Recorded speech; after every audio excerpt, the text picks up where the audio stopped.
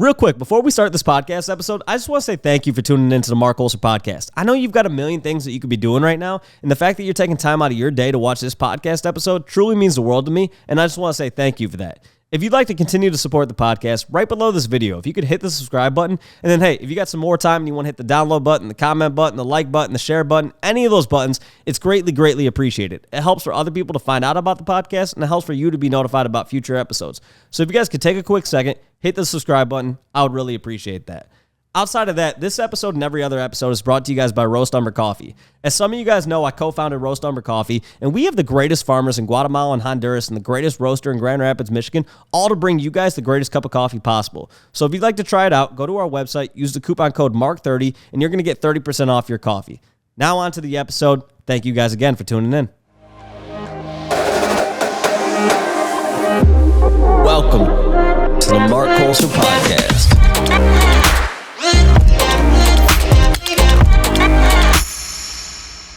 But yeah, man, so I just want to say thank you for coming on to the podcast. I know we've been talking about this. I feel like the first time we connected about you coming on the podcast was like June, something like that. Yeah, I mean, it was back when we were kind of lower floor price. We didn't really have too much we wanted to talk about, and now like we finally kind of made it back out, like finally made it out to LA, and like we wanted stuff to talk about, both kind of previous stuff, and now we have a lot of future plans, and like this is like the perfect opportunity to finally like clear the air on some things and also like talk about what we're gonna build.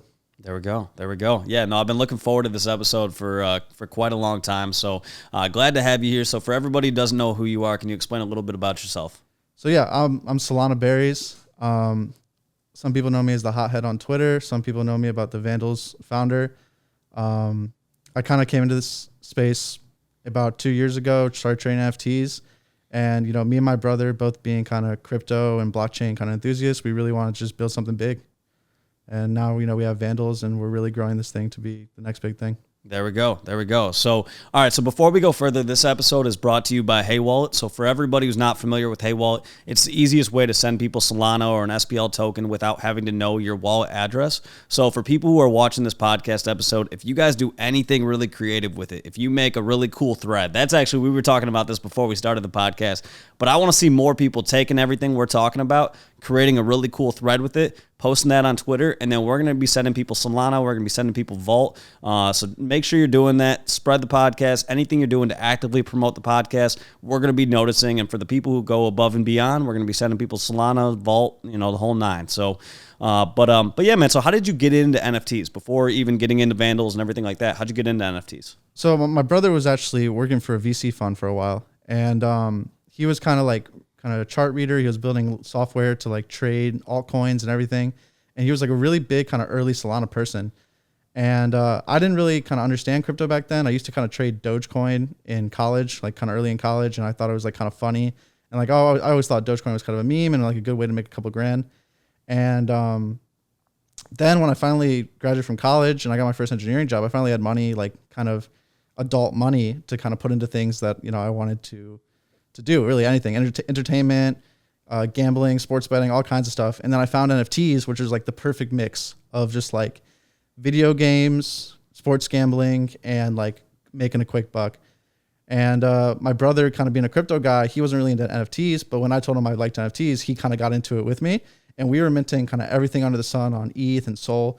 Lost thousands of dollars, probably lost like my first like 3 paychecks. And this is like back when I first started my job, and like I didn't put any money into my 401k. I was like, fuck it, I'm going to buy ETH with whatever money I have left over. I'm going to like really try this shit, try to make, 10x this month on whatever money I was making. Cause work is slow and I'm bored and I work from home, and I really want to just get the fuck out of this 9-to-5 kind of corporate life.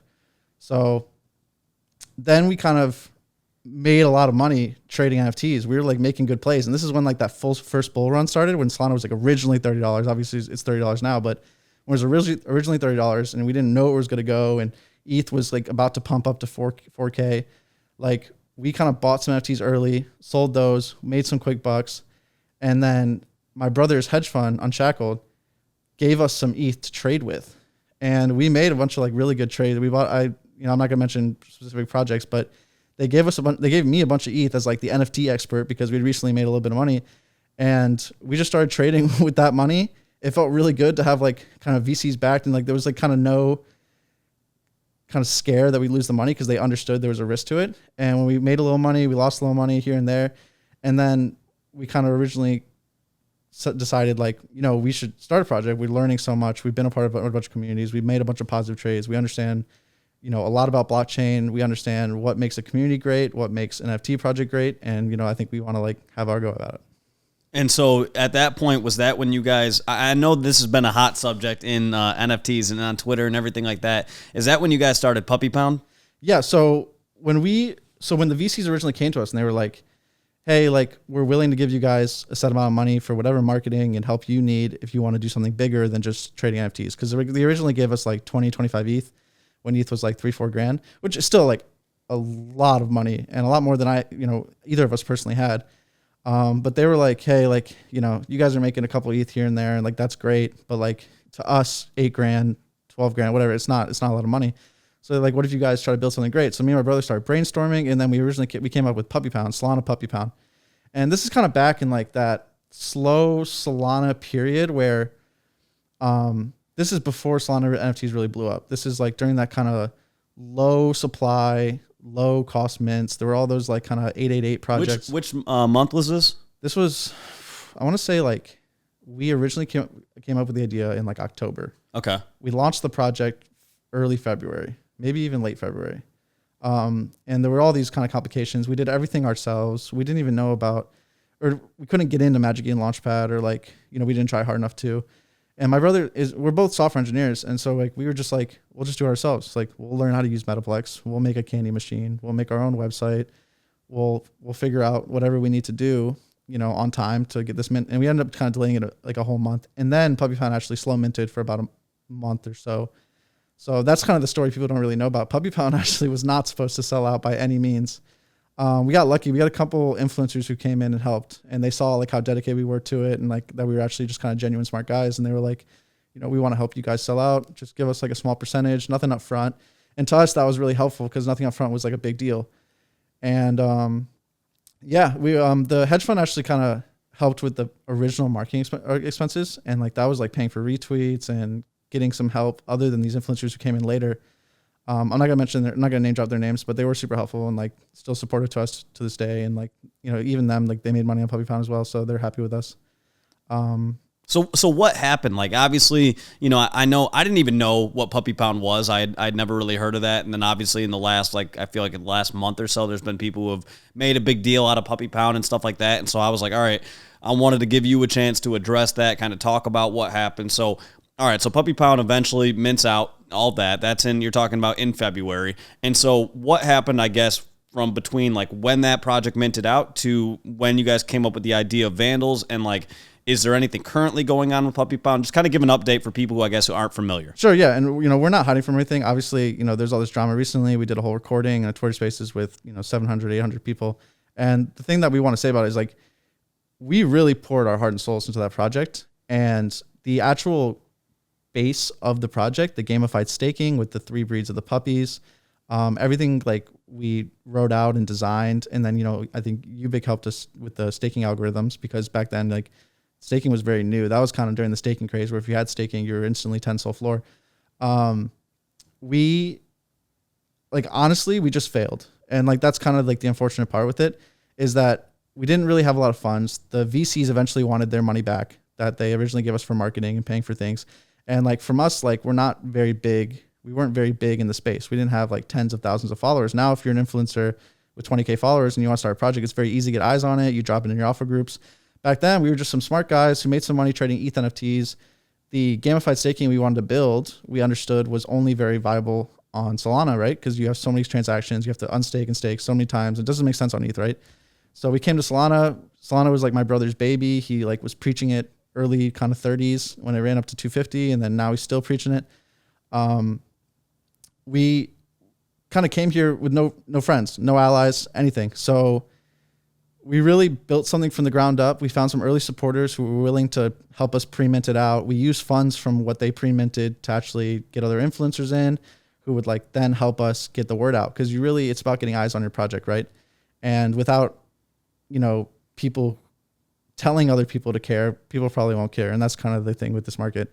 But but yeah, we ran into some issues. We had some like kind of unfortunate whales and, you know, unfortunate people we had to deal with along the way. We were constantly pushing money back to the project. We had kind of flawed tokenomics, I won't lie. There was lots to deal with the whole gamified part with like, we had multiple ways to earn tokens, and then different breeds earn different amounts, and all the amounts were changing nonstop. And so whales had a chance to really accumulate these tokens to the point where they're holding millions of tokens compared to the average person holding, you know, $3,000. And they kind of, you know, we kind of fell out with them. You know, they kind of blackmailed us a little bit, and we had our issues. I'm not gonna get too into like the nitty gritty details, but we kind of slowly died out money wise. And, you know, like for us, really, I quit. We both quit our jobs. He separated from the VC fund kind of after they got paid because of like how it went down. And, you know, I've quit my job now. And so Puppy Pound is in this kind of state where it's not really ours. Like the VC owns it, and they have that kind of eminent domain claim over it. Because, you know, my brother was working there and we built it from there, and they know that, and they provided the funds, and they took out funds when we finally raised enough. We kind of just decided like, hey, we want to build something really big that we own. We have control of all the funds. You know, nobody's going to mess with us. Something that's very scalable. And, you know, we came up with like Vandal City, which is now Vandals. And we loved the narrative that we created around it. And now we're kind of roughing out the finer details, you know, coming with the art, with the actual utility for the token. We want to make this like a real experience for holders and like really grow this thing big. And, you know, we have big plans for merch and everything post art we work. And I think like now that we have the resources and the kind of brand behind us, we can really build this as something big. And it's something that we didn't have with Puppy Pound. And, you know, it's unfortunate what happened, but, you know, at the end of the day, like I truly believe that the best founders in this space have failed at some point in this space. And that's kind of where they've grown and become more knowledgeable with what they're doing. So. Yeah, I mean, it's a tough conversation. I've had this conversation a number of times with people in private, on Twitter Spaces, you know, even sometimes on podcasts about like, when is something technically a rug and when is it's just not working, right? Like in business, it's always like if somebody says to me, I've got this idea, and then they try the idea and the idea just doesn't work, at some point you probably should just give up on the idea and like move forward and do something else, right? Like it doesn't make sense to, you know, the old expression, like don't beat a dead horse. Like it's the same thing. If you know this isn't working, then yeah, at some point it might make sense to just kind of be done with that project, right? It is the uncomfortable thing that I feel like people then, it's a tough subject with NFTs where people tend to, there are some people who will be like, no, never give up, just continue pursuing it. But that also doesn't bring in the realities of like, hey, if there's no money coming in, like that person needs to support themselves and things like that. Like, how do they do that? How do you run a team with no money and things like that? That's the uncomfortable truth that people don't really like to talk about. And then it's also the other thing of like, sometimes I feel like, and I'm not saying any of this to like justify anything, but more of just a reality of, I think sometimes people that have done a previous project learn a shit ton from that and then apply that to the next project, right? And I don't know what your guys' plans are or what your relationship is necessarily with Puppy Pound, and like if you guys plan on, or if you have, to be honest, I forgot to ask you this before we started the podcast because I was actually genuinely curious. Is there something that you guys are going to do for holders of Puppy Pound in some way, whether that's, you know, I don't know what that would be, or if you guys did something previously already. But for me, I look at it and I'm like, you know, it is a space where a lot of people, I didn't necessarily realize how many people have started previous projects and then kind of have moved on to another and things like that. The way I look at it is if you're not afraid to talk about it, talk about your experience, talk about why it didn't work, then it's something where I'm like, okay, that's not like somebody just like minted a project, took the funds and said, all right, peace, we're out. Like there's plenty of projects that have done that. That's a hard rug. That's something where I'm like, okay, fuck those people. There's other people where they started a project, it just didn't work, and like then they decided, okay, you know what, maybe it's time to move on, right? And that's an uncomfortable reality of things of like there's only so much effort that you can put into something before you decide to move on and things like that. I'm not going to hold you to an answer here of like, what are you going to do for the Puppy Pound holders or things like that. But I think it's one of those things where that's probably the only way where people will like eventually kind of fuck off about all of that is like you saying, hey, this is what we're doing for Puppy Pound holders. And like, that's what we're going to do to try to rectify the situation. And like, that's that. Yeah. I mean, we did our best kind of around Vandals Mint. And, you know, obviously Vandals is so crazy and like there's a lot of pressure on Vandals to perform. There was right after Mint, you know, we raised a good amount of money and, volume came in and we had a lot of support, and like a lot of the kind of key components, like the heist game and everything, they didn't quite hit like people thought they would. Right. So there's a lot of pressure under Vandals where we're like, okay, like we need to put 100% of our time, 16 hours a day. We need to hire this new artist. We need to hire, pay our dev, like our other dev Evo a lot more. Like we got to get going. Like we have to start building faster because people are expect quicker delivery now that we're failing. And the thing with Puppy Pound is that I can kind of say, so right now a new team has taken over. We don't have control of anything. The update authority is all theirs, the Twitter. They've created a new Discord that they can kind of cater to the community they want to build. And they've kind of like since, in a sense, derugged it. Like I said, obviously, we failed. I really, truly don't believe we rugged anyone on purpose, right? I mean, we didn't pull thousands of soul out of any wallets or anything. At the end, we didn't really take any money. People have tried to say we did, and we're very welcoming. Please post whatever you want about it. If you can find any SoulScan transaction where we took a large amount of money from any of that, we poured that back into the LP. We poured it into raffles. We poured it, we bought tokens every chance we got. And it's just kind of unfortunate. And, I don't know what the future of Puppy Pound looks like. We have group chats with the new team, Fatal, and, kind of his kind of core team. And, whenever they need anything, whenever they need kind of website changes or they need to know how this code works or, how to run the raffles and how to change the raffle site, like we've kind of handed over the components that we built for it, and then they can work from there. So, who knows what it holds for them. We're, really excited about Vandals, and like we really believe that this is kind of our chance to do everything right. And, it is kind of what it is. Yeah, no, I mean, hey, I wanted to give you a chance to address that and everything like that. The way I look at it, is with everything is that with this space, I feel like because a lot of people are anonymous and things like that, some people don't bring up kind of like, hey, this is what's happened in my past, right? The way I look at it is if you're willing to address like whatever has happened and, talk about your experience, talk about why you made the decisions that you made, there's going to be some people who agree with it and there's going to be some people who disagree. But I respect anybody who's willing to come out and say like, this is what happened, this is why I did it, and like, it is what it is. Once again, we're in a space where not everyone's going to agree, and there's no doubt that like some people will agree, some people won't. It is what it is. And like at that point, it's time to move forward. Yeah, and like I said, we're not hiding. We didn't change our names. We didn't change our identities. We didn't use the Puppy Pound to build Vandals. We did it kind of all organically. We pushed our own content. We had our own marketing plan. I was sending the white paper to every founder, influencer, person I knew, being like, hey, can you check this out? Can you check this art out? What do you think about this? Like we did everything kind of just from the heart, something we're passionate about, and we like really wanted to build it. We didn't use any kind of recent success or failure to build Vandals. And that's kind of like the part that we're so proud of, is like we really built this from the ground up. Like no influencer came in at the very beginning and said like, hey, like give me a bunch of mints and I'll pump this for you. Like we really we made them believers. And that's the kind of like the part we're really, really proud of.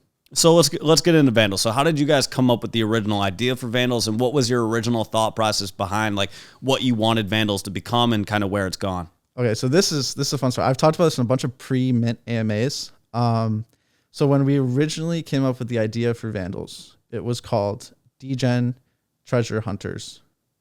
And we basically had this blockchain game idea. And we wanted it to be like a limited run game where basically you mint NFTs that earn you tokens that then give you clues to find money from the mint. So we basically wanted to just do like a no profit mint. Where you, like the initial idea for the game was that you mint the token, you mint the NFTs, you get the tokens, you get the clues for all the mint funds kind of separated into all these different wallets, which we call them like kind of like treasure. And then you find the treasure and you win the game. And then kind of the people who don't win the game don't win the game, right? We wanted to make like a gamified experience. We were kind of passionate blockchain. Nobody had ever done this kind of blockchain scavenger hunt idea. And we thought it'd be really fun, right? And then we started thinking about more. We're like, well, that sounds really stupid. But the idea for the blockchain game is actually really great. So we came up with this idea for like Vandal City and like bank vaults. And we were going to make the kind of Solana addresses just bank vaults. And people were trying to crack these different vaults and they were going to earn money, NFTs. We could put anything in those vaults because really there's nothing really in there. It's more just kind of a metaphor for what you're doing. And we really, really liked the idea of like Vandal City and like being a Vandal in Web3 is like kind of like a fuck you to like the 9 to 5 corporate Web 2 life, because really like being in crypto is like really against the norm. And like when you tell people you like NFTs or just crypto in general, they kind of look at you funny, right? I mean, we've all had that experience, you know, in one way or another. And like the whole Vandal narrative was like actually meant a lot to us. It wasn't just robbing banks. It was like we are all Vandals, whether we like it or not, in this space, because we're different than other people. And like the whole idea of Vandals kind of vandalize and steal shit and everything with that kind of plays into that. Like by being in Web3, you're trying to take back what you kind of felt like you lost in Web2. So that's kind of like the narrative we fell in love with and we went with. It's not that degen treasure hunters. And then, you know, obviously we wanted to take that narrative, make this Solana blockchain game, and then also have other pieces. You know, obviously we had to play a little catch up here because the mint was later than other projects. We did like the vending for raffles, you know, whatever. We like vending and raffles, they don't mean a lot, but they did give a little use case for the vault token. And, you know, when we want to give away whitelist or NFTs or anything just to give back to holders, like it's a nice little way just to have it. And it's definitely played a big role with the whole XP system. We could talk about it in a little bit, but yeah. The whole narrative for Vandals has been the big kind of push for us. I really believe. So when you guys first came up with it, how did you come up with the art? And then obviously we know now that you guys have since decided to do this whole art upgrade and everything like that. So from the original art concept that you guys had to when you put out the project and then to now, like, I guess, where was the original thought process for the art? And then when did you decide, all right, yeah, this is something that we need to upgrade or change? Yeah, this is like, so I like to believe everything happens for a reason. And like you meet people at certain times in your life for certain reasons. And when we came up with the white paper for Vandals, I think it looked great, right? The heist game, you know, we had all of it clearly mapped out, vending, everything. And when we originally made the art, we were going to do like almost like a primates type art, like a 3D mix of like 3D and 2D. Obviously it wasn't nothing compared to theirs, but we kind of went that vibe, and we were going to do like the clown mask with like baseball bats and streetwear. We wanted this to really feel like a Vandal, like a gang member from like GTA. And the original art samples, like they weren't the greatest, but you know, the theme was what we wanted, right? And when we originally opened the Discord, we opened it to like a couple kind of exclusive members. I was kind of just like shilling Vandals before their Twitter was even launched, before the Discord was even public. And I was like, hey, like, would you join this Discord, read the white paper, and just like check it out? Like, and I was just pushing it. I was just going in around random alpha chats, just random people. I was just DMing people, and I wasn't even like DMing like the typical like shill paragraph. I was DMing them like, hey, and I would like have a full conversation with them just to shill. Hey, would you please join this Discord? So like the first like 400 people who joined, literally like I had solo conversations about what we wanted to do in the narrative that I just explained to you. I had that same conversation with like 400 people to get them in the Discord. And one of the people who came in was like, hey, like, you know, I saw the art samples. They're not terrible, but like I can do it way better. And so he came in, he said, me and my friend are going to make this art for you. And, you know, before we do anything, you know, we'll send you some samples and you can say if you like it or not. And, you know, you don't have to pay us up anything up front. We'll just take a little % of the mint. At that point, we hadn't even decided on mint price or mint supply. So they're not didn't seem like they were coming at us for money. Like it didn't seem like he was just trying to like, I think you really like the idea, right? Yeah. And, you know, time went on, we started marketing it. The sneak peeks he was making were really good. People were really falling in love with it. We had the whole left facing thing with the weapons in the hand, and it was new and unique in a sense, right? And, where it kind of fell off was I felt like the sneak peeks, that were kind of created for marketing purposes and like the full body versions of them and everything we used for like the clever marketing we did, weren't as good as, or were way better than the floor ones. And so one issue a lot of NFT projects will have is like the 30% on the floor will look terrible compared to the 70% above the floor. But what people really see is the floor, right? When you go to browse collection, you see the 20 at the bottom. You don't see like the really cool clown mask and the Oni mask. Like those looked amazing. And like, you know, those, we are going to try to incorporate like those traits into the new art and even make it even better than it was on the old one. But I think that's really where the old art and kind of our relationship with the old art has kind of faded away. We just don't think that like the whole collection hit the standard to really push past 3, 4, 5 Sol.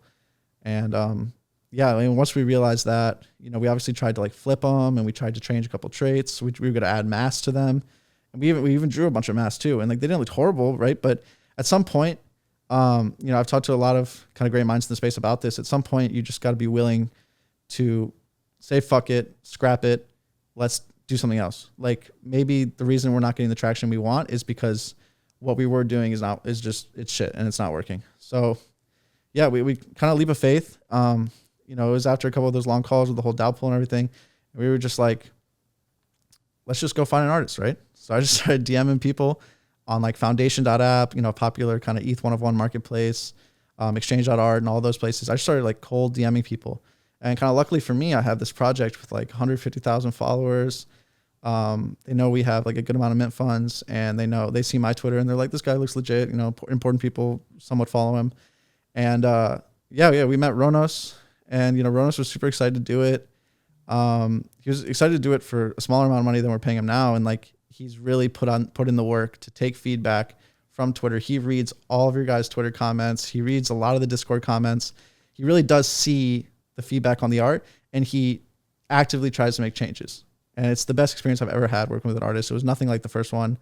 And, you know, like, I really do think like the Vandal art, when it officially releases, and like you really see all the trait combinations, and we roughen out the details and all the shading and all the colors, like, it will look amazing. And there won't be this kind of like dead floor that we had with the old art. Yeah, no, I mean, I think that makes sense. I remember when you guys minted, I believe I was looking at the floor and I was like, man, like SolanaBerries is a D-God. Like, I want to go and support his project, but I'm looking at him and like the floor ones, the dude's holding like a fucking fish. And I was like, yeah, I don't know if I want that. And it was like, it's unfortunate. I was like, the art didn't really fit my vibe. And then at the same time, I was like, the art's like super similar to, how do you pronounce the other one? I say G-Con, but G-Con, yeah. I was like, the art's like so similar to that. I was like, I just can't really see how this is gonna do a lot when it literally looks like G-Con, and like, you know, I was like, the two projects damn near look like they're the same project. And so I was like, yeah, I just can't really get behind it. And so when you guys started talking about the art upgrade, that's when I was like, okay, yeah, like I see that, like, you know, obviously after D-Gods upgraded to Dead Gods, and people kind of saw the rise of D-Gods with that, now we have a lot more projects that are, you know, realizing how important the art is and how important it is for the commons to you know, it's like the whole mantra of like a common looking like a rare, you know. That's something that I think is really, really important for a project. And you mentioned Primates, but I think Primates did a really good job of that, of like their commons, you know, look really, really elite compared to, you know, the rest. And so, yeah, I think that's something that is, the art has become more and more important in Solana, and that's actually something that makes me really, really bullish about Solana. Is I think let's be honest, you compare Solana projects to ETH projects, like Solana art blows like the projects, not the marketplace. Okay, it blows the art away from ETH projects, in my opinion. But yeah, no, you know, people, you know, right now they're kind of like flooding everybody. They're like, oh, everybody just wants to do an art rework and this, that, and they're just trying to get attention. But at the same time, like when I see it, you know, we're not the first person to do art rework. I think we're one of the more kind of recent ones, you know, beyond Dead Gods and everything. It's all a positive for the space. It's not cheap to hire an artist to redo 5,000-10,000 NFTs, right? I mean, making this layered art takes time, and like make sure all the traits work together, especially if you're doing like a full art rework like us, where you're making 150 to 170 brand new traits. I mean, it's one thing to take old traits and modify them and, you know, do whatever you need to do. But it's another thing to actually draw from scratch, from an idea board. Like when I talk to Ronos, right, I'm just sending him pictures. Like I sent him that picture of the Workaholics guy with the bear kind of cover up with the kind of paws on his hands. And like, I was like, hey, like we should make a head trait like this. And he draws that shit from scratch. And like, it's the most amazing thing to me. You know, I'm obviously not an artist myself, but I can admire kind of detail and the kind of creativity that goes into taking a reference photo and just turning it into a personalized piece of art, layered art for a 10K NFT collection. It's insane. It's, you know, it's a true talent. And like the fact that a lot of projects are doing this kind of art rework and art revamp and whatever people want to call it, like it's super positive for the whole Solana NFT community. It will really just make a lot of these collections just look better. And I see no issues with that. So I think it's funny, the kind of like the the sentiment around it. But do you think the next version of Vandals, do you think that's going to be the definite version, or do you think there's going to be do you guys think maybe a year from now you might do another upgrade or something along those lines? So my whole thing with this, and we're kind of brushing over ideas for different little trait upgrades, and we want to, we have these mutable NFTs that we can do fun things with, but we also want people to feel like they own their NFT and it's not going to change, and if you have this rarity, you're going to keep that rarity, especially with this whole XP system. But what I would say is when we drop this art, these 10K generations, I do not want to touch them ever again. I'm very positive that, people are going to love them, especially the people who are invested in us so far, not people who haven't bought yet. But I really truly believe the art will be top tier. I believe the comments will look great. And there will be no reason to touch them again unless we try to do something super creative. And like everybody else, we're social experimenters. We like to just try things on chain, and we did the whole blockchain game, and we're gonna do something next. And there's no certainties that we won't, but we're brushing over some ideas. So this is where I would disagree, and here's why I say that. So for people who don't know, my background is in photography, and I used to always tell people 6 months after I take a photo, I would always hate it, because in my mind I would go, I know I can make that part better, I could have done this better, I could have done that better, whatever, right? So I do think that one of the cool things about NFTs is that we can continue to make them better, right? And so I'm a big believer that whether it's you, whether it's your artist that you're working with or whoever, that maybe at some point you guys will go, actually, we can make this even more elite and even more elite and even more elite. And that's one of the things about NFTs that is different than physical art. Physical art, once it's made, right?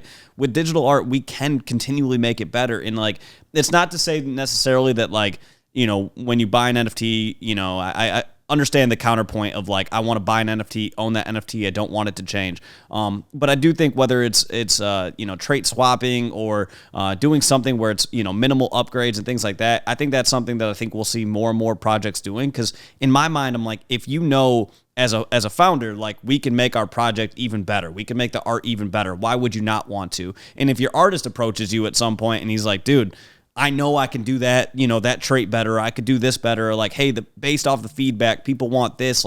Why not listen to them? That's something that I think is actually a really powerful part about NFTs, is that if we recognize that something can be better, we can actually make it better. So yeah, and the worry I have with that, and this is kind of one of those things where it's not black and white, right? Everybody has entitled to their own opinion. Art is subjective at the end of the day.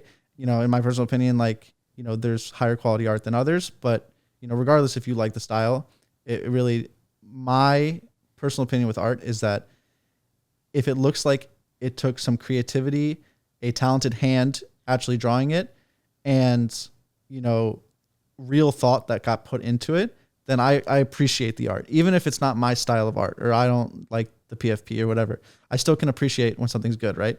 I can appreciate, for Primates, for example, I think they did something unique with the whole 3D/2D art. The clothing looks great. Everything looks great, and unique. And so I can appreciate that. And it's something really with the process with Ronos that I've been going through is I'm just kind of off the dome thinking of traits. I'm reading Twitter comments. I'm reading Discord comments. Hey man, I really want to see this trait.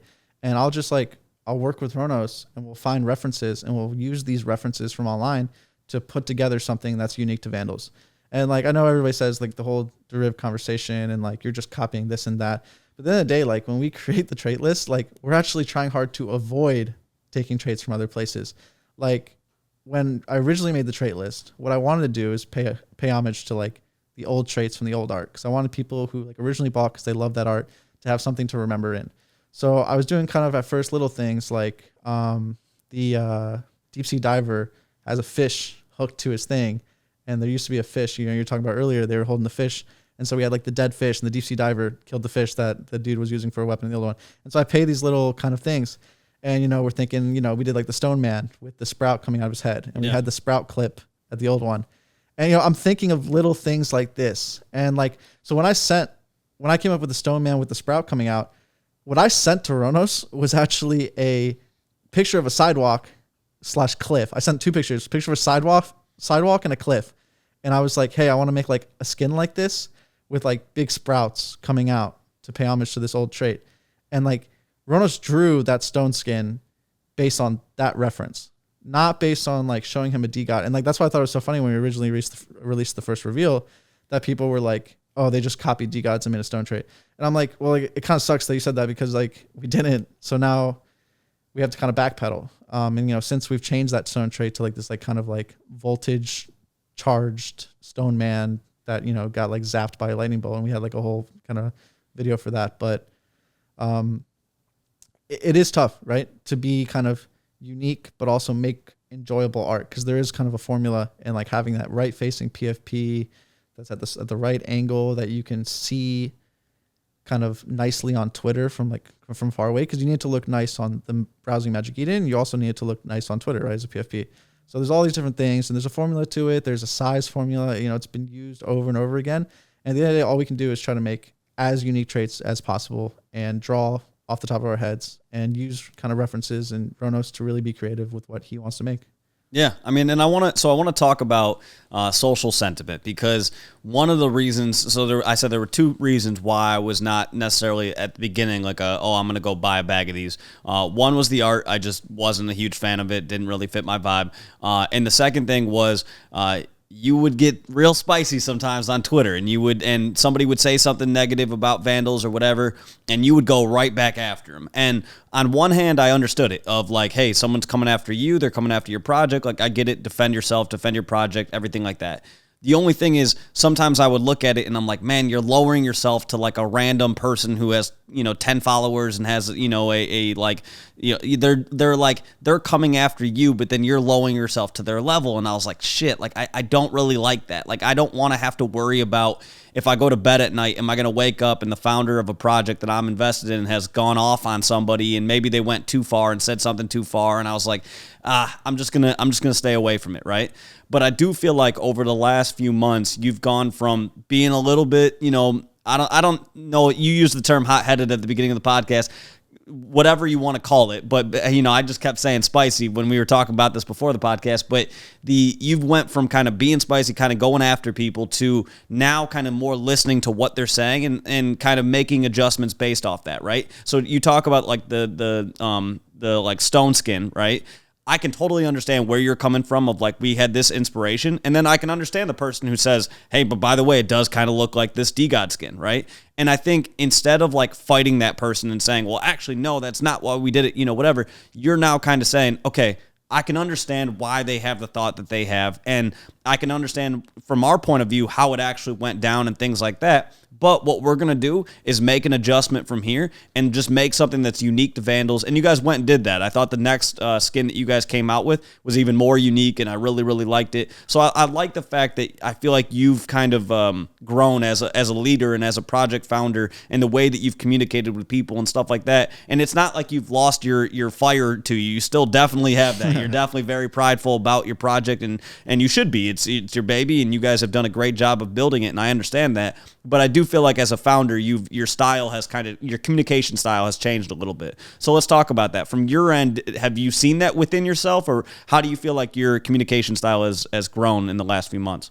Yeah, it's like you said, like, me and my brother, we're super passionate about this. We've poured kind of like the last 6 months, obviously we're 3.5 months past mint, and, we had the pre-mint.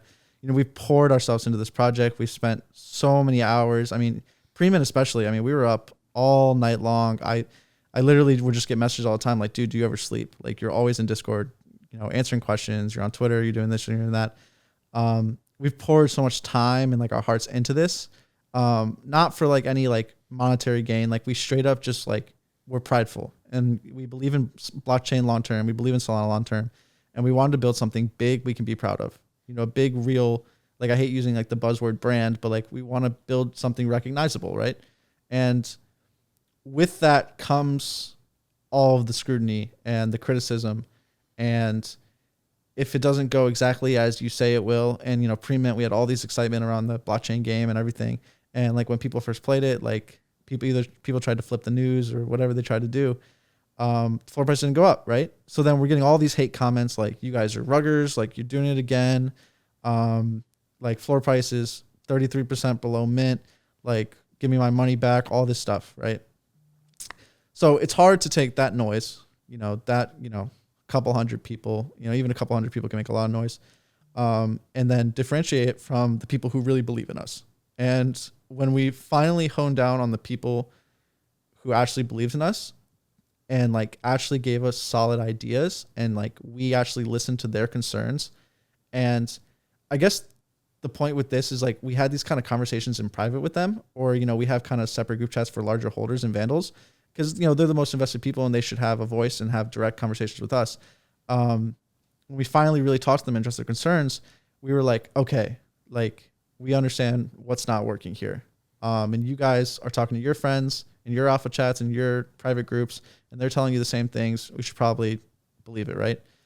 And when we finally got a chance to address those concerns to the public and be like, okay, we need to make some big moves. We need Heist to be more collaborative. We need the art to change. Like it's not going to hit. And, you know, if it's not hitting at 2 Sol, it's not going to hit at 5. So we got to change it. And, you know, at the same time, we were like, we got to make some big news because people have lost faith in us. And that's kind of when like the whole Utes DAO pool idea came in, and we were like, let's just do something crazy that might really fucking fail. And this might end up really bad. And I still remember all the tweets. I have them screenshotted of everybody saying Vandal City is the dumbest people alive. Like they're just going to lose everybody money. And we can kind of talk about how that kind of brushed over. But basically, like it just came down to like listening to criticism and then changing. And like at the same time, you can't make everybody happy, but you also want to make improvements. And, you know, a couple talented minds in the space, you know, who I had calls with, they told me, they were like, hey, you just have to get really good at picking out the right criticism. And that's kind of a skill that I think I've grown a lot. And like, it's kind of helped me mature. It was more understanding. Like, the problem is you have to read all this criticism and you have to like be able to digest it and like actually own up to it. But at the same time, you have to make changes that benefit the majority, and not everybody's going to be happy. So I think that's where I've kind of grown, and I've had my hothead moments, and I'm still having my hothead moments on Twitter where I respond to Twitter comments that I probably shouldn't. But at the same time, like, you know, this is my baby. It's my brother's baby. Like, we just want the best for the project. And yeah. Yeah, and I mean, I think that's life, and that's growth. And like at the end of the day, you know, I always, anytime anybody has anything critical to say about me, whether it's whether it's a friend or whether it's somebody who's watched my podcast or whatever, I always say I just want to foster an environment where people feel comfortable to critique me in a way. If there's something that they feel like I can improve upon, there's a solid chance I already know about it, but maybe I'd like to know about it. Maybe it's something I'm not seeing, right? Like I had a guy who reached out to me a few months ago, and he was like, hey dude, sometimes the audio when you're talking is louder than the person that is speaking to you, right? And I was like, well shit, I gotta focus on that and fix that, because that's something that sometimes somebody has a mask on and it's a little bit more difficult to hear them as a result. And sometimes it's because I'm not an audio dude, and like I just had to learn. I bought this shit and had to figure it out, right? And so I was like, that's not like, you know, his comment, you know, I remember just kind of being like, yeah, like that's something that's legit. Like he, you know, his comment had a little fire to it, right? But it was like, I understood why he was saying it. It was something that I needed to fix, right? And it's something that I know I'm still not perfect on, but I'm getting better at it, right? And so I think a big part of growth is like not being like when someone says like it's just a rude comment, like that's completely just out of pocket, has nothing to do with you, has nothing to do with the project. It's just like an out of pocket comment for whatever. Okay, you know, fuck that and fuck those people, right? But when somebody actually has some merit to what they're talking about, that's when it's like, okay, pull back. You know, we all have to do it sometimes, kind of swallow our pride a little bit and go, okay, hey, is this something that is legit, something that I can improve upon? And if so, let me do it, right? And I feel like, once again, you've done a really good job of doing that. And that's something that's made me really, really bullish on you as a person and then Vandals as a project, because I've been like, I can recognize that growth. And I think that's super important. And like, I'm outside of NFTs, just in general, I'm a fan of people who recognize things that they need to work on, and things that, you know, people are giving constructive criticism on, and going, okay, hey, let's listen to it. Let's make some changes and let's move forward and make this the best it possibly can be. Right. So yeah, I mean, I think that's awesome. And, you know, I think that's great. So yeah, what I was going to say was like you know, with the whole criticism thing, and you know, you get a criticism, you say the audio is too low. And like the hard part really is, you know, if one person tells you that and they seem like they're being honest, it's probably true. Right. But then you have 100 people, 200 people on Twitter kind of yelling, polarizing opinions about, you know, especially something like art, but, you know, audio is maybe more simple. Maybe somebody didn't have their audio all the way up. Their computer speaker's broken. Their headphones are broken. and like there's all these other issues. Like kind of filtering that out is so important. And especially when it comes to art, it's like, okay, I have 1,000 people who love it to death. And then I have 100 people who hate it, think it's the worst thing ever. They'd rather have the old art. So how do you take this thing that 1,000 people like, but 100 people really fucking hate, and make it so they all like it? And that's like the really tough part. It's obviously not as simple as fixing, you know, an audio problem, but with art especially, it's so hard. And like we're doing our best to kind of make everybody happy. And like when we read comments, even when it comes down to like, you know, I think the color on this should be lighter, a little lighter or a little darker. I'm reading that and sometimes I get frustrated, but I do want to like make those people happy as well. Not just the people who just love it, because, you know, they already love it. So they're not the people we're really focused on. We're focused on the people who we need to change their opinion on. And that was a big thing with the stone skin, right? You know, we made the stone skin, we liked it. And people started posting the memes and they said like, you're just copying them, Walmart D-Gods, all this stuff. And we were like, okay, we got to like make a big change here because enough people have said that they really don't like it or they don't like what we did with it. And we made the big change. And then we got kind of the positive sentiment back for that skin, especially, and then like the new kind of reveal. So it's been a challenge, and, you know, it definitely, it's not easy to please everybody, but, you know, we're doing our best. Yeah, it's never possible to please everybody. I think that's something that we all have to keep in mind.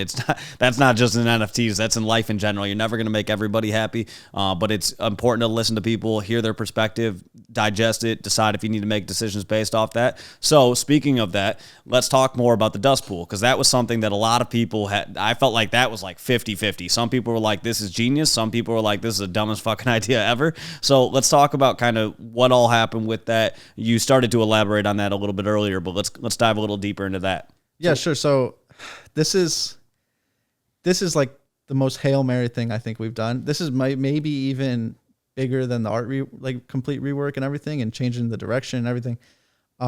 When we came up with the dust pool idea, we saw this kind of, not a flaw, but also like kind of a way to expose the system, where we have a lot of DGOD support. You know, people knew us from the DGODs community, you know, people holding a lot of dust, and like, as they should. And we were like, okay, we have all these people who want to support Vandals. They're really excited about Utes. They're holding a lot of dust. So we have these three components. And we're like, what if we just gave them an avenue to get Ute spots from us, where they literally just pay for it. They send us the dust. And in exchange, we kind of take on a little bit of risk, but we get the marketing. We get our name at the top of this dust pool list. And at first, like, we were kind of climbing. We were like spot 8, spot 6. And we originally put in like a lot of soul. We put in like 700 something soul, maybe more, to the original dust pool. And that was like our contribution for our holders. And then we started getting like a lot of donations. Like when we originally opened it, I think it was 500 dust for a spot. And when we calculated the amount of dust that it would take to get a spot from the pool, it was like 210, 220. So in our minds, we were like, okay, 500 is a safe bet that's probably about what one spot will cost at the end if people donate. And when we originally opened the donations, and we have all these DGOD holders in the Vandals chats, we got like 50,000, 60,000 dust on like the first day. And they kept pouring in because like word spread, like Vandals has this deal and they're going to back it with kind of funds and everything. And so we have all these kind of supportive DGODs holders. They're giving us a lot of dust. There's a couple kind of notable guys that are really helping us out. And so they kind of worked with us as the pool got more diluted. They worked with us to get us more dust in exchange for Vandals and Vault and everything. And because, you know, they're bullish on both projects and they want to support both. They want to see both succeed. And especially upon that, they want their Ute spots and they don't want to see this kind of leap of faith fail. So, obviously, the pool gets diluted.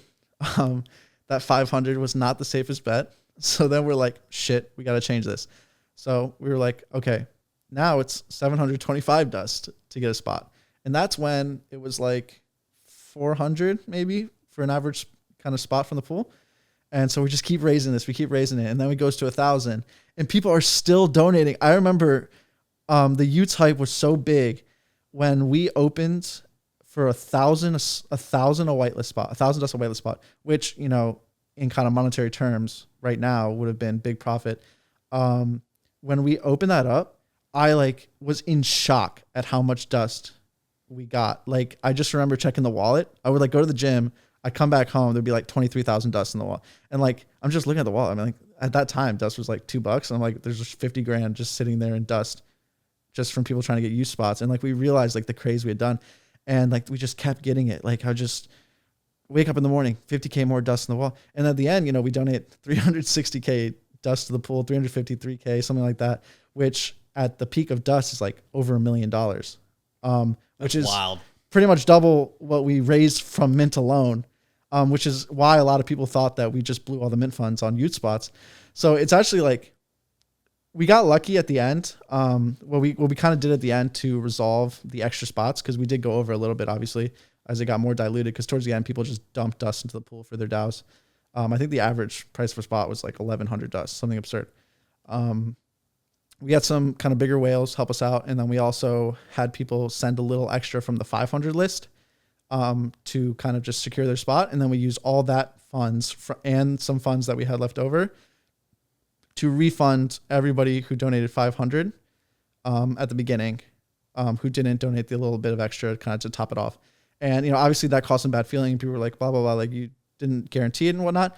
But in my mind, when they donated dust was like $1.15. And right before Utes Mint, dust was $3 to $4, right? So in my mind, I'm like, okay, well, you know, you didn't get the Ute spot. I'm very sorry, but you did get a 3x on your dust. And so that was kind of like, it's obviously not the best case scenario, but it was definitely a feel good moment for us that we made it out and I could finally sleep at night. Because for a while I was so stressed over this Utes pool. I was like, dude, there's so much money coming in and like, we're going to try our best. We did buy a fuck ton of dust. Like we didn't just like sit on our hands and not spend any of our money, but nowhere near what we donated. But the exposure we got some personalized phone calls with, you know, obviously Frank himself. And, you know, those, when we posted those, kind of went crazy. And he gave us a lot of insight. What we're supposed to be, you know, a 10, 15-minute conversation turned into like a 2.5-hour conversation. Just rambling about like different gamified experiences. How can we make this art we work special? And that's where we kind of like birthed the idea of the XP system. And, you know, we went through with it. We built a lot of what we talked about so far in that conversation, which is really insane. It's only been like a month and a half. Yeah. I mean, I think that when you guys made that decision for the dust pool, I remember just talking in some group chats and I was like, this is either going to be absolutely fucking genius or their project's dead. Like it's one of the two. I was like, treasury's blown at that point. Yeah. And I was like, but I respect the fact that you guys made that ballsy decision. Cause I think sometimes when it comes to project founders in this space, I feel like sometimes people are afraid to do something really different. Right. Like I was talking to somebody the other day and we were talking about like art upgrades and stuff like that. I was like, when's somebody just going to completely do a name change? I was like, that's going to happen at some point. And like, I don't think that's a bad idea. Like there's certain times where it's like, hey, your original project idea and everything, the whole thing just didn't work. So you know what? Instead of like starting a new one, just completely change the whole project. Of course, you're going to have some people who are pissed off about that, but like that's where I think the next meta will go, where some people are just like, hey, we tried this, it didn't work. Maybe we still have some like mint funds and whatnot, and we're able to do this, but we're just going to completely pivot. I respect the fuck out of anybody who's willing to make a ballsy decision, because I think that is what works. I mean, even take DGods, for example. When Frank made the decision and the whole team made the decision to upgrade the art, there were some people who were like, wait, I can't believe you guys aren't going to have this as a second collection. You guys are just changing the original art, blah, blah, blah, blah. Like, you guys should be doing this as like a mutant. It should be a second collection. Well, those people were all wrong. Like, obviously, Frank and the team made the right decision, right? But I think when you make those ballsy decisions, that's where it either like takes your project absolutely to the next level and people respect the fuck out of it, or it kills your project. But like, you can't be afraid to make those decisions, because at the end of the day, that's what it takes to succeed in the space. Yeah, and like for Vandals, we had a big snowball, right? So we had the Utes pool kind of drama and exposure. We had the kind of rebranding. You know, we were Vandal City at that time. We rebranded to Vandals during that whole thing. We had the art rework. So we're hitting like all these different angles. And then we were also like, we were still running the blockchain game. We did a collab kind of blockchain heist kind of round with Blocksmith, actually, where we invited all their holders to come play. You could buy clues with Forge. You could do everything. We had like all multi-token kind of ecosystem. And we had all these like layers kind of creating this big snowball where we were just exponentially climbing. I mean, we were at like 1.5 Sol when we kind of originally came up with all these ideas. And it was just, people just, there was the next thing after the next thing. It was like, oh, the art looks sick. all these body sneak peeks. And I started that kind of like, I've apologized since for creating this like show the shoulder of the art sneak peek that now people do. I realize how annoying it is, but when we were doing it, it was very exciting, and we didn't have much to work with because we didn't have many traits made. So when I was showing like half the body, that's because we only had half the body to work with. So we were just working with what we got. We wanted to stay in the spotlight. The Utes thing was kind of dying out. We were like, okay, we don't want people to sell. Now the Utes is minting, like, and Utes obviously luckily got delayed for a little bit, so we had time to build all these components. Yeah, we just kind of built this big snowball, and then we had the change from Vandal City to Vandals. The kind of rebrand, this logo, the whole text. We did the site revamp. We kind of made this new light paper with everything we were working on.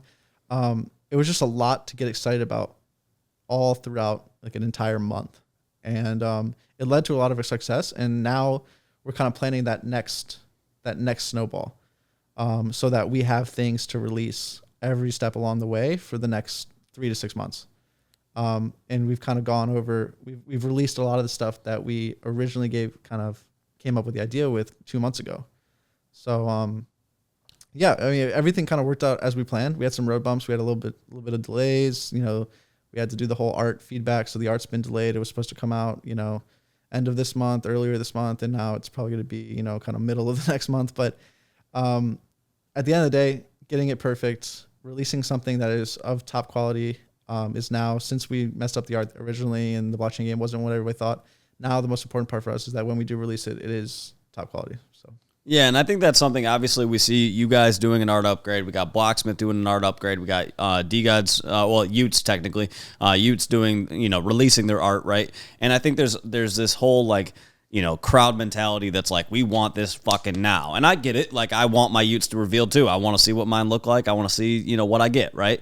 But at the same time, I also, tend to think, I'm like, guys, sometimes you got to pull back and just be like, well, if they released it now, if they know that there's still some stuff that they can work on and make it better, why wouldn't you want them to do that? Because if they release it now and then the crowd sentiment is like, oh, this trait fucking sucks and this trait fucking sucks, and then the team is sitting there like, well, we could have made that better, but you guys wanted us to put it out quicker. Like, I get it. It's the unfortunate aspect of like, none of us like to wait because we all want it now. And that's part of the, the great thing that you guys have all done of building that hype where people really do want to see it. But at the same time, it's like, okay, then if you're going to release some of these characteristics, see what the feedback is, then that means you need time to implement the feedback and be able to take that and make the project that much better, right? So it goes back to the whole conversation we've already had of like, you're never going to make everybody happy, so you got to just do what you believe is right. And so if in your head you're like, hey, you know what, we want to improve upon these things, so we're going to take the time and do that right, like that, to me, in the long run, is going to pay off more. So yeah, and it's all part of like the experience, right? And like it's all part of the journey it takes to get there, right? If we made all this art, we barely announced it, all we said we was doing an art rework, and then we just dropped 10K new art pieces, it just wouldn't be digested the right way. The market wouldn't move the way we wanted it to. And the way we've kind of gone about it with releasing sneak peeks of the art while releasing the XP system and while releasing kind of the rebrand and everything we're planning for the future, it gives us time to plan everything for after the art rework, because, even if the art was ready today, we're not ready for the next, we don't have all the code written for the next step. And when we release the official art, we want the next thing to be a day away, or we want it to be, a week away with a day away from a big announcement explaining it. And so you have to build that kind of hype around what you're doing, because no matter how good it is, if you just drop it, it won't get the price action. You won't kind of let people accumulate who believe in you. And that's something that's been really important to me, right? Is every step along the way, there have been people who faded us, who thought they were selling the news. And along with those people came people who saw our vision, saw what we wanted to make, saw like how passionate we were about it, and saw like how motivated we were to make this a big thing, and who had time to buy at certain price points. And, for a while, our chart was just that step ladder, just, up, a little bit down, up, a little bit. And like, it really showed kind of the sentiment of what people were doing. And I still, looking back, I can't believe people didn't see where we were going. And even now, like, we have this kind of small dip, and we know what we have coming after this art rework. And everybody who's on Twitter right now saying like, there's just an art rework and then they're going to do nothing. Like they have to assume that after all this work we put in, we're not going to just go ghost after an art rework. And it's funny to me that, you know, we have to constantly prove people wrong. And it motivates me a lot to like actually give these people something to talk about. That's my favorite part about it. Yeah, I mean, so let's talk about that actually. So when it comes to, you know, a lot of people have compared you guys to D-Gods because of the fact that you guys have a human-like character. You've been public about your conversations with Frank, and then you guys have upgraded your art just like D-Gods did, right? So moving forward, you know, what I guess is going to be something that people can expect that's going to be differing you guys from D-Gods? Like, how much do you guys... I know obviously that like that sentiment is out there and stuff like that. And so with what you guys are planning moving forward, like I guess, yeah, how does that differ from like, you know, what we know like the D-Gods team is working on and everything like that? Like what is Vandals doing moving forward? What is the next like few months going to look like and things like that? Yeah, sure. And like really the last couple of weeks, especially what we've been planning for post-art rework, it's really to start differentiating ourselves more and kind of stopping that narrative. And like, it was nice at first to hear Vandals was the next D-Gods. And then as we grew more and we kept trying to get away from it, it became kind of too real. And people were like, oh, it's just human characters and they kind of look the same. They're right facing. Some of the traits look the same and it's all the same. And like, there'll always be this Walmart D-Gods. But at the same time, you know, we have a full art team. We have a full dev team, all in-house. We have the capability to build anything we can kind of create in our minds. And, you know, post art rework, we have all kinds of plans for like gamified experiences. We want to reward people who played the XP system with, you know, different kind of packages and opportunities to get rewarded for contributing, which they already have. You know, we've kind of sneak peeked this whole Vandal stealth pass idea. I can't say too much about the details, but I can say conceptually, you know, we all play games kind of like, you know, I play League of Legends a lot. You know, people play Fortnite, Valorant, all these kind of more popular games. They have like battle passes and seasonal rewards and you can upgrade. And like, even in those games, like there's no like gamified, I don't know how to put it. It's like, there's no advantage to having all of those. It's literally just customizable experience within your game.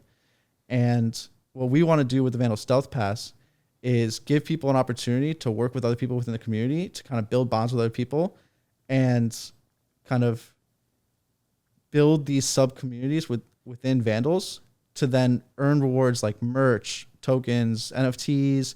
We can do all kinds of collaborations for the Vandal Stealth Pass. We can have like different. So one thing I really want to do, this is not finalized though, is have customized merch for the winners of the first Vandal Stealth Pass. Almost like, so like in League, you know, they have like the World's Championship and like they get customized skins for champions that they played in that kind of, and characters they played in the final round. And I want to do like kind of, they get to customize the merch. And since we're making all the merch in-house through our family, we actually have the opportunity to easily do that.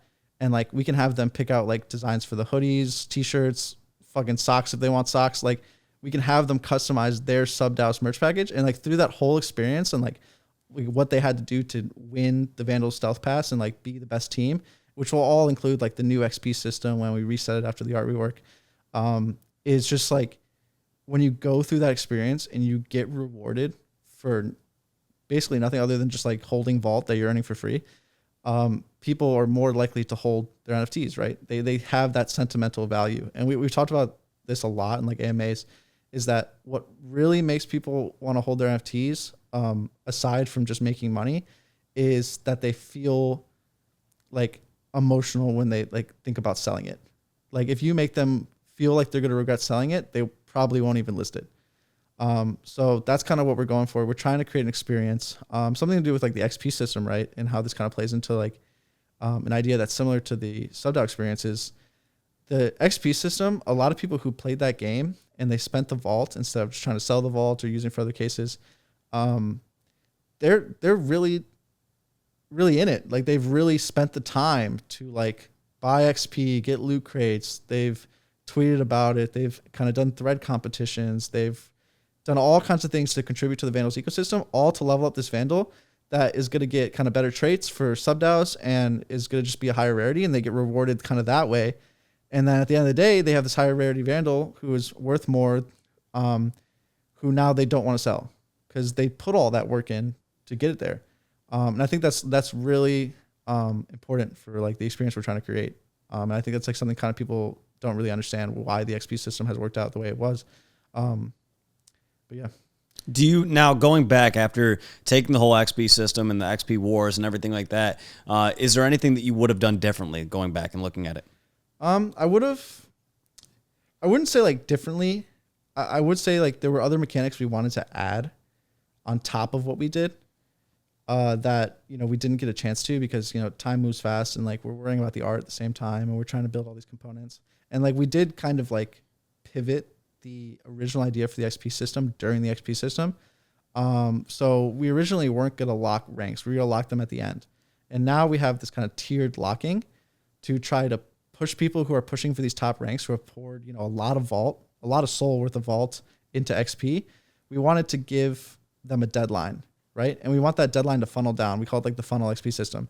And through that funnel, we can give certain rewards on the way down to the point where we really want to get most of the Vandals in the gutter, you know, queued for the new art. And we really don't want to have too much of that old art, you know, live on in the collection. So what we did is we kind of pivoted and we were going to add another method to earn XP other than loot crates and passively and like, you know, different giveaways and vending and everything. We were going to add another method, but then we were like, okay, we got to start locking these ranks. Like these people are spending way too much vault in XP. So we locked the first 250. And then we announced that the top 250 people, when the merch gets released, which we'll probably talk about in a little bit, they'll get a free stealth pack, which will be like a free kind of like merch box with different items from the collection that will drop. And so we reward those people for playing our game.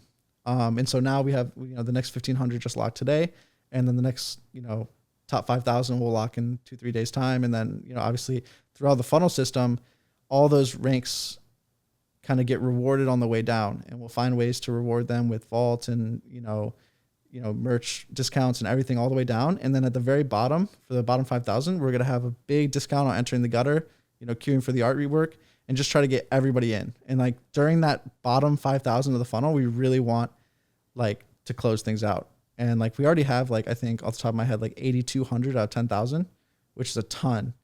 And we want this to be like 99% are in the gutter before the art rework. Because I want that floor to look like the new art and not the old art. I really respect how well thought out all of this is, and that's actually one of the things when people have compared you guys to D-Gods and shit like that, I'm like, man, that discredits so much like how smart you guys are and your team and everything like that, and I really respect all of the thought process that goes into it, because when I've heard you speak previously to this, and just when I've chatted with you one-on-one, and then hearing other people in your team talking, like you guys are really, really well educated, and you really think out everything that you guys are doing, and so just a side note to it, I really respect all the work that you guys are putting into these mechanics and things like that. No, I really appreciate it. That was kind of our hard hitter during pre-mint. I remember like when we got on the AMAs, we did probably 20 AMAs before pre-mint, long ones, you know, like these are like hour to 2 hour AMAs. You know, some were private, some were public, and people really just enjoyed that. Like when we come up with these ideas, we do think it through, and like we try to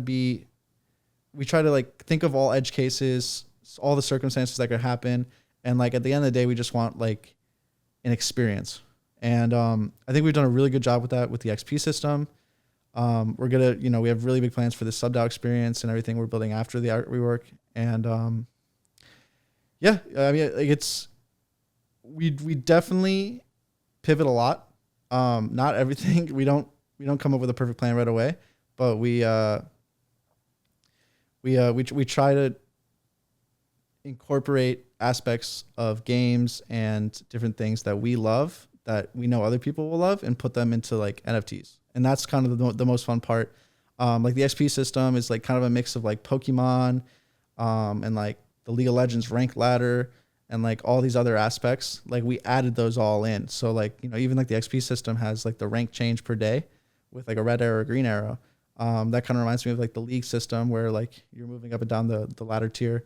And then the Pokemon system is like you're leveling up your Vandal to get a better, you know, Vandal, aka like Pokemon with cooler traits, who's like evolved.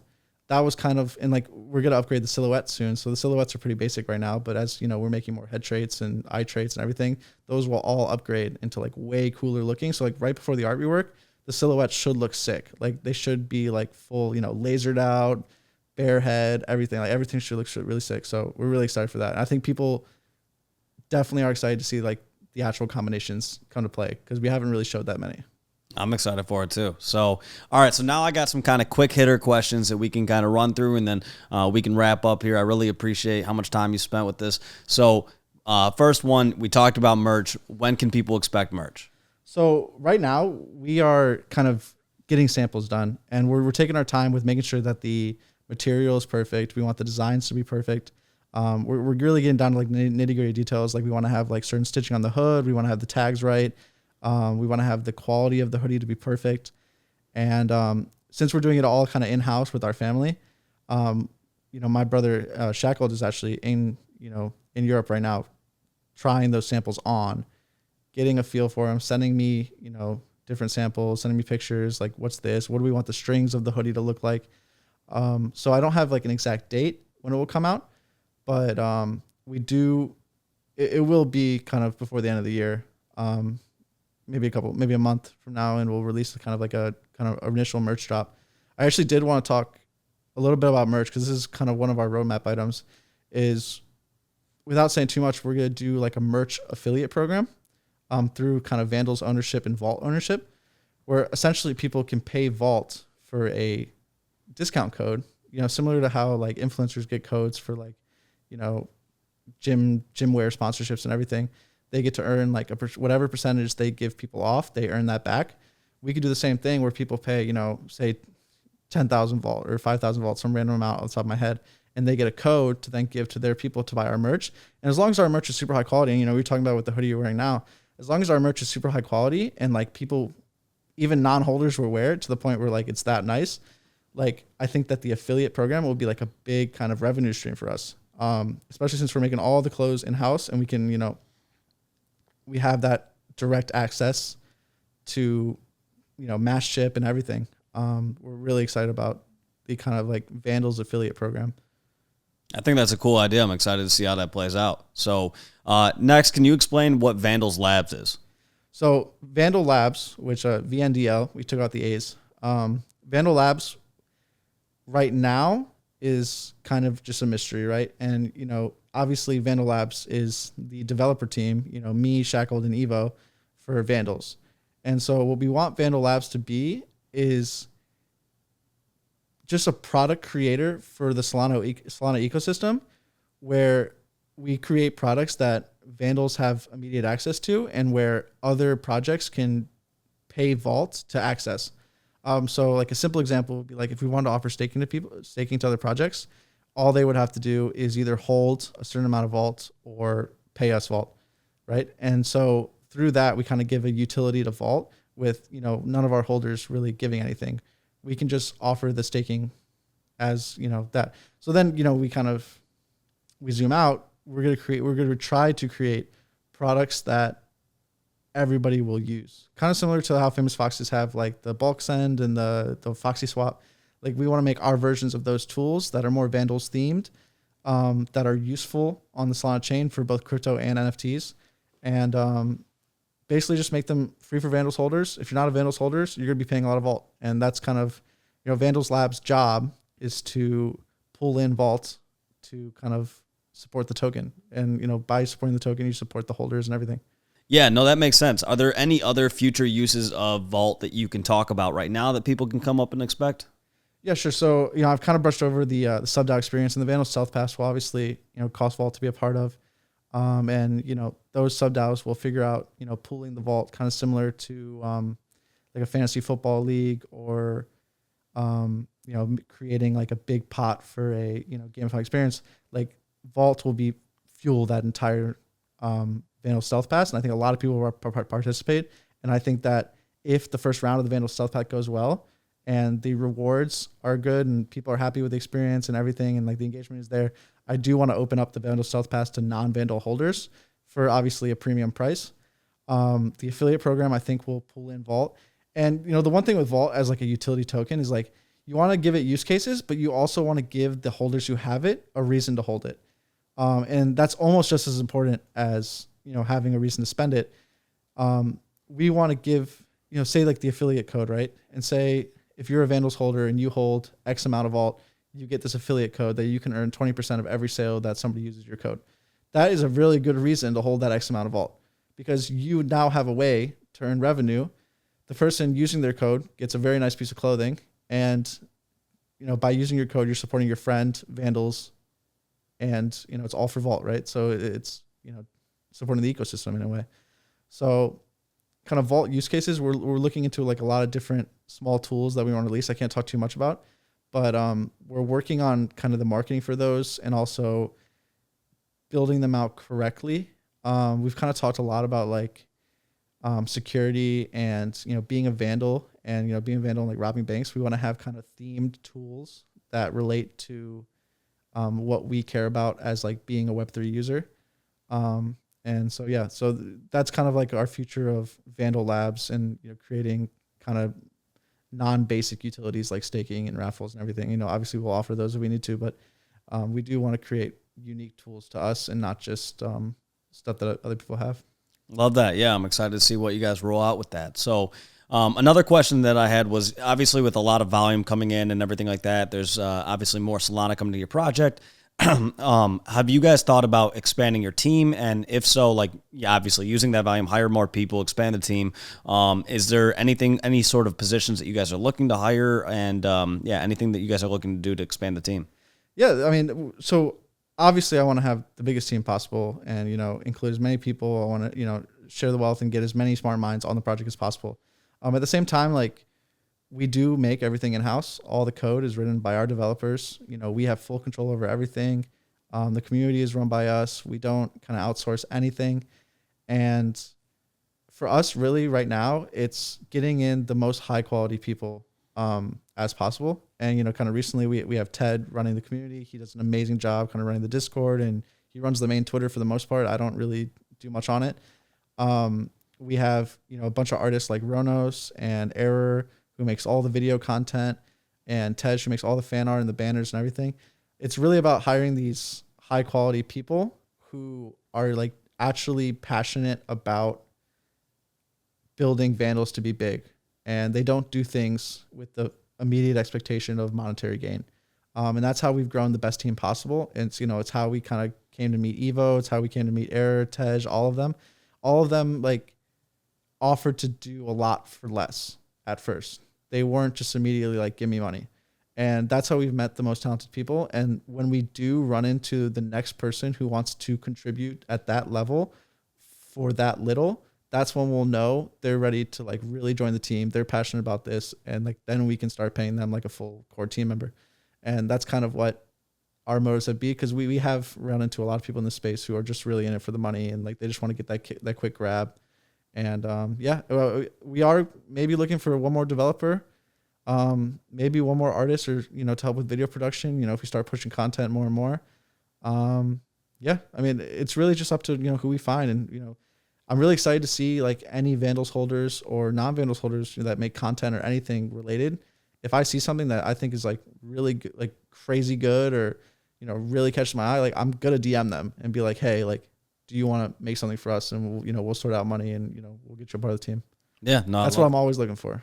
Hell yeah. So, all right. So last question for you. So for your holders, for anybody who's looking to buy a Vandal right now, this is your opportunity. Speak to them, kind of explain to people why they should be excited about the next chapter of Vandals. Yeah, I didn't prepare an answer for this, but this is definitely the hard part. It's why should I buy a Vandal right now? Any alpha you want to drop, anything. This is your opportunity here. So my thing with Vandals and everything is that throughout this entire experience, we have, I think, countless times proven people wrong. We've taken a negative sentiment and we've gone back to our team and said, hey, we need to change this and we need to make this. And, through everything we release post art rework, we are constantly able to pivot and create the next thing if needed. We are willing to scrap something that doesn't work. We are willing to, cater the experience to the community and what the community wants. And I think that's what's become the best part about being a Vandal holder. And, especially through this art we work, through the XP system. We listen to the community, especially the bigger holders. Like, we're always willing to take in what they want to say and make something from it. And it's led to a lot of the good things. With these XP locking with the, top, this is one example, that wasn't our original idea. We were chatting with somebody about that in one of our chats in Discord. And that's where we came up with the idea. And then we obviously refined it to make it work, tech wise. But being a Vandal holder is really access to me, my brother, and Evo, and the rest of the core team. We're always willing to listen and, cater the experience to the holders. I love that. So, well, hey man, I just want to say I appreciate you coming on. I was really glad to make this podcast happen. I'm really excited for everybody to listen to this, but yeah, just want to say thank you for taking the time and coming out here. And I'm really looking forward to the next chapter of Vandals. Looking forward to the next to the art upgrade and everything like that. And yeah, man, just keep killing it. I love seeing you guys doing well, and so it's it's great for the whole Solana ecosystem to see somebody coming in here and coming up with creative ideas and things like that. So. But yeah, man, that's No, I really appreciate it. I love what you do. I've listened to all the podcasts you've done so far. We'll be doing an episode 2 with Vandals one day. We'll have more to talk about. We'll be talking about what I talked about today, and we'll be talking about what we're gonna do next. But yeah, no, thank you for having me. Yeah, no problem, man. That's the fun part about all this. We're really documenting the entire journey, and so the next time you come onto the podcast, we don't have to talk about how you guys were started and everything like that. That's when we can get into how did the art upgrade go? What was that like? What was the rollout of it like? What did you react from that? And how did this person say this? And you get to really document the entire journey, right? And I think that's the fun part about these podcast episodes and things like that. So I'm looking forward to having you back on at some point soon. And yeah, man, just looking forward to the future in general. So just excited to prove people wrong, as usual. There we go. Let's keep we'll keep it pushing. So thank you for everybody listening, and we'll see you guys soon. See you guys.